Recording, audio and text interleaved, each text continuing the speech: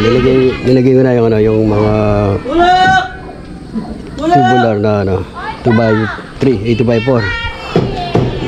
Ito yung ano, yung pakuan sa seg na 12mm o Pilonic. Pinaka second floor niya ay ano lang, tubular at light materials lang, hindi siya concrete slab. Nilagyan ko ng ano, ng pinaka angular na 2x2 na 1/4 sa beam. Meron siyang brace sa ilalim, dalawang brace sa pagitan ng ano, ng pinaka isang span.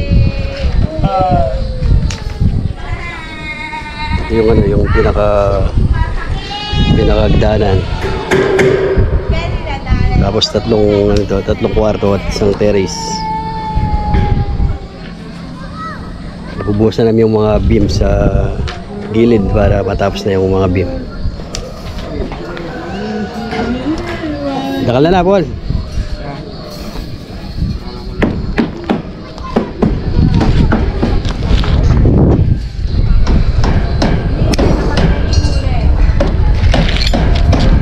Bali, ano lang ito,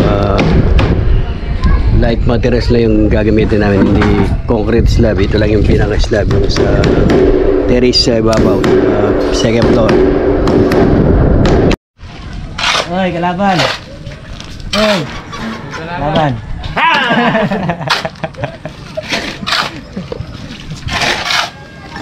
Yan, nagbutas pa rin kami ng ano, ng mga beam o biga.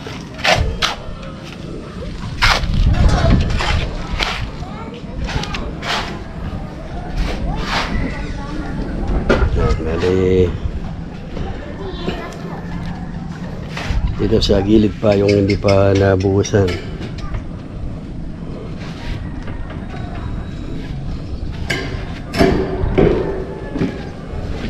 Tapos yung ano, yung pinaka poste na reinforcement na poste para matibay, kasi halos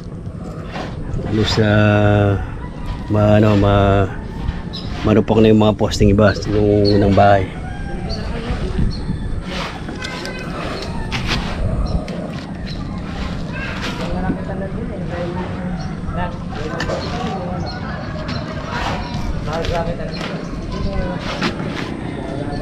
Bali, mag-astanta pa kami ng mga CSB dito.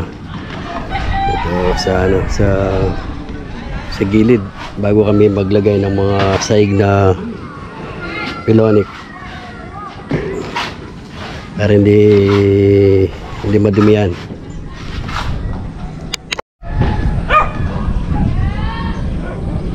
Bali pala, tatlo yung kwarto nitong ginagawa naming bahay. Yung division niya, ano lang, mga light materials na gagamitin namin.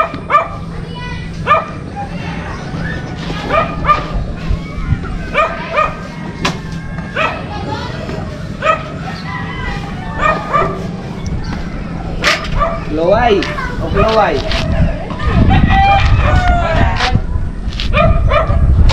Hindi, kita nun din. Ito po ang nila. Nang speaker? Popolo. Mag-asinta namin ng ano, ng CSB by 4. Ano?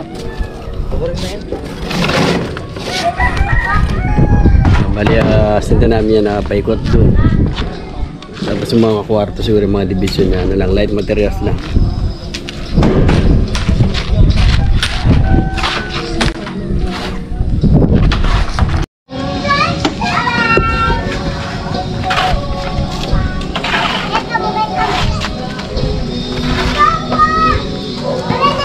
Ay, kalaban!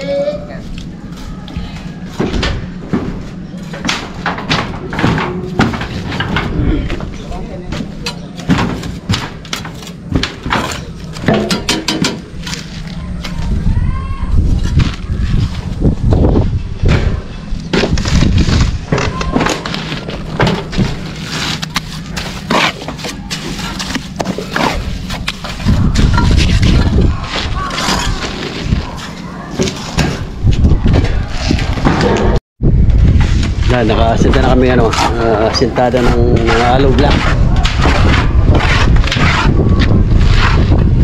Paul, alin sila. Bali naka 7 patong kami. Dito sa pinakakabila. Tapos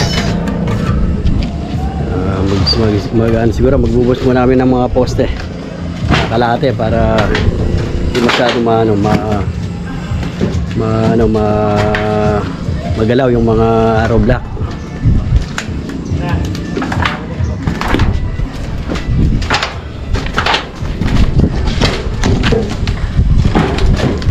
Yan, pasamantalang kapakan namin yung mga yerong luma, mga forma. Sinabi na. Ako naman, Paul. Paul!